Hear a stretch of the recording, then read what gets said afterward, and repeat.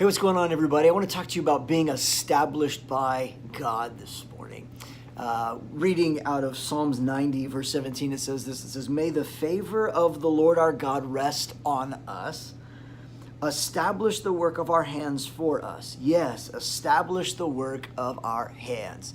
This past Sunday, I preached a message, and in it, we talked about developing the right priority. Developing the right priority, not priorities, plural, but the right priority, meaning our sole focus and main priority is to have Jesus at the center of every decision, every endeavor. Everything in our lives should center and flow from our relationship with Jesus. And I got to thinking about this word establish this morning. What does it look like to be established? Well, businesses, enterprises, organizations get established. In other words, they're started and then they are sustained. They are started and then they are sustained.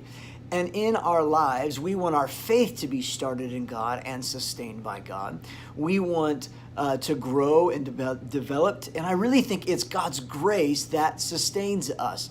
Paul said it like this when he wrote in Corinthians, when he said, "My grace is sufficient for you." In other words, my grace is strong enough to sustain you, even when you don't feel like you can. You know, our bodies came from the dirt of the ground. The Bible says we were made from dust. We're one day going to return back to dust, that's for sure. But in the meantime, once we were established and came from, we have to be sustained by something. Well, what are we sustained by? We're sustained by the things that grow from the ground. We're sustained by animals that feed off the ground, right?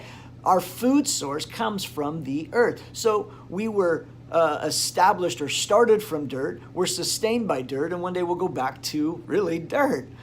The same is true with your spirit. Your spirit got started by God. God breathed in man the breath of life. It will one day return to God in heaven. Our spirit's what lives forever. But in the meantime, it is God who is the source that sustains our lives.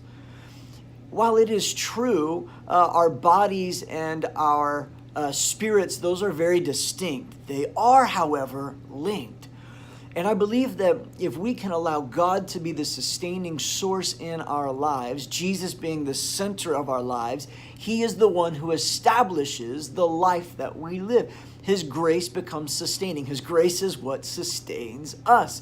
So my hope and my prayer for you today is that you are being sustained by God. Let the Spirit and the presence and the power of God dwell in you in a rich way today so that we can be established in Christ.